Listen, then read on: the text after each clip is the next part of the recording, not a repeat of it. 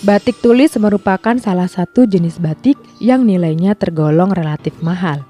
Kisaran harga batik tulis di Indonesia mulai dari ratusan ribu hingga ada puluhan bahkan ratusan juta rupiah per helainya. Hal ini disebabkan banyak faktor seperti faktor prosesnya, lama pengerjaannya, faktor histori, hingga faktor umur batik tersebut. Umur sehelai kain batik tulis ada yang bisa mencapai hingga ratusan tahun, tergantung bagaimana sang pemilik menjaga dan menyimpan batik tulis tersebut. Ternyata, memelihara sehelai kain batik tidaklah mudah. Banyak sekali tips dan trik untuk menjaganya, agar tidak cepat sobek, tidak berlubang dimakan ngengat, dan warnanya tidak mudah pudar. Berikut adalah 7 tips dan trik menjaga dan menyimpan batik tulis dengan benar yang telah dirangkum Budaya Indonesia untuk para sahabat budaya Indonesia. Pertama, cuci dengan tangan, bukan mesin. Mencuci kain batik tulis tidak dapat disamakan dengan mencuci kain atau baju lainnya. Jikalau mencuci baju dapat dilakukan dengan mudah ke dalam mesin cuci, maka hal ini adalah sesuatu yang tidak direkomendasikan dalam merawat kain batik tulis. Zaman dahulu kala memang belum ditemukan mesin cuci hingga para leluhur kita mencuci kain batik secara manual dengan tangan. Tetapi alasan yang paling mendasar adalah dengan memutar atau mengaduknya di mesin cuci mengakibatkan serat kain tertarik dan menyebabkan berkerut. Selain itu, ketika mencuci dengan tangan, usahakan pula untuk tidak menggunakan sikat.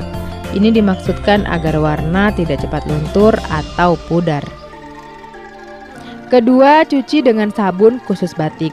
Mencuci batik tulis juga tidak bisa dengan sabun cuci biasa atau deterjen. Secara ilmiah dan uji klinis, kandungan kimiawi pada deterjen dapat merusak kain dan warna pada kain batik. Ini dikarenakan serat kimiawi deterjen yang keras untuk menghilangkan noda. Pada zaman dahulu, leluhur kita menggunakan sabun yang terbuat dari biji lerak. Biji lerak pertama kali ditemukan di India dan Nepal, yang pada mulanya digunakan orang di sana untuk mengobati penyakit eksim dan psoriasis. Biji lerak merupakan tumbuhan sekam atau cangkang pada buah yang dipanen dari Sapindus mucorosi, pohon asli dari iklim hangat dan hujan seperti tipikal negara di Asia bagian selatan. Biji lerak sangat dikenal sebagai deterjen tradisional karena bijinya mengandung saponin, suatu kandungan alkaloid beracun yang menghasilkan busa. Dan saponin bekerja seperti surfaktan yang dapat mengangkat noda, minyak, dan kotoran. Tips ketiga adalah dikucek, bukan diperas. Mencuci batik tulis harus seperti halnya memperlakukan seorang gadis dengan cara lemah lembut tanpa kekerasan. Cucilah kain batik hanya dengan tangan dan hanya perlu dikucek sebentar saja tanpa harus diperas.